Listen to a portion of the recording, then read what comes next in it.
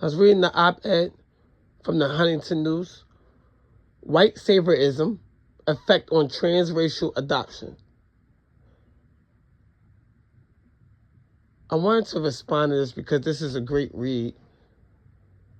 And I wanted to read an excerpt from it. It says here, the colorblind approach in adoption means the adopted child race isn't seen as a significant factor, and the parents claim to not see race as a difference between the parent and child. This used to be seen as being open-minded and accepting of any race, but is now criticized for being ignorant and not willing to embrace another's culture.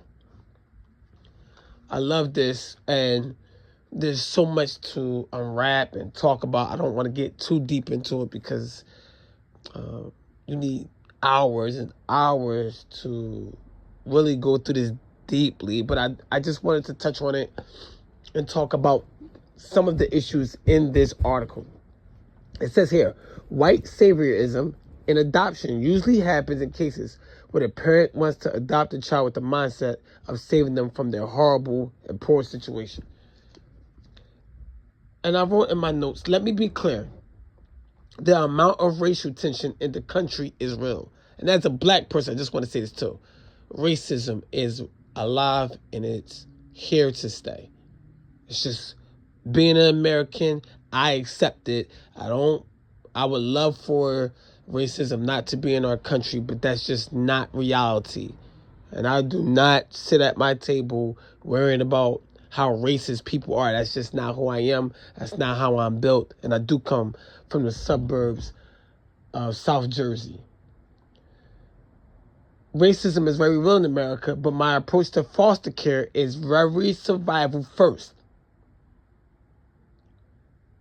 I believe that the privilege in America has us as citizens argue over things that are very small and unnecessary. And I state that because for me, being a foster child, and actually lived it. I'm not a foster parent, not a foster care advocate first. I was a foster child first. And so when you live this thing, and when you live in foster homes, and when you've been in foster care, and then you're finally adopted, you look at the system very different, especially as it relates to transracial issues and adoptions. We're going to get into that here. I've been in foster care, and trust me, when you're in it, you're not pontificating about your race.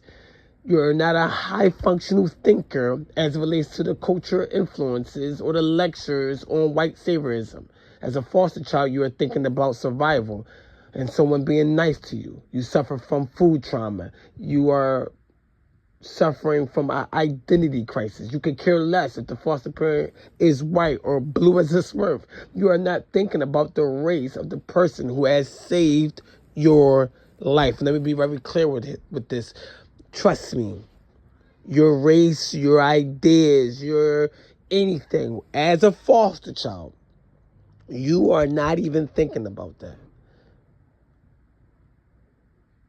I'm reading multiple papers in multiple states.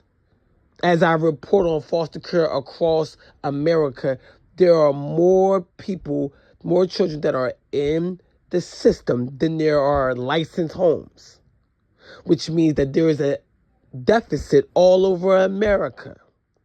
And for you or for anybody else or for ourselves to say, hey, I don't know if a white parent should be dealing with a black parent, or a black parent should be dealing with white children, is an insult to the math. Children need somewhere to stay.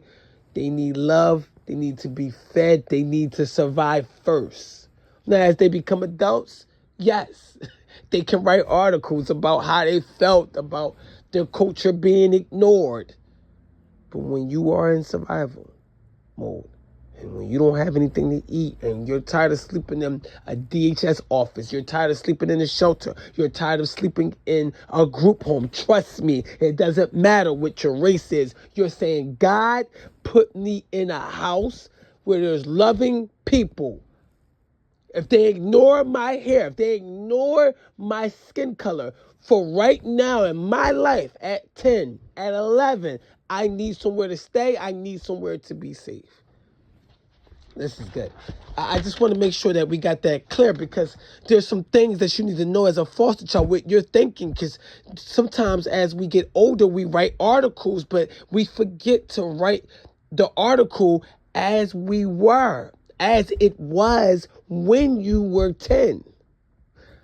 You are poor at the time. You are hungry at the time. You are lonely. You are not vegan.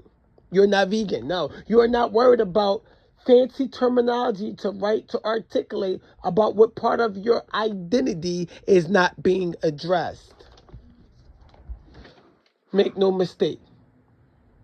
I do not argue with racial disparities when it comes to foster children, because you have no idea what it's like to believe that there is no one in the world who cares about you.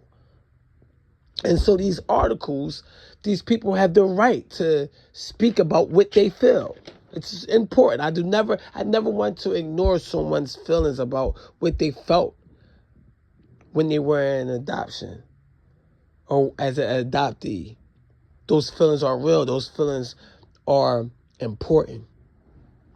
But I just wanted to give a light from a foster kid perspective at the time when you're there.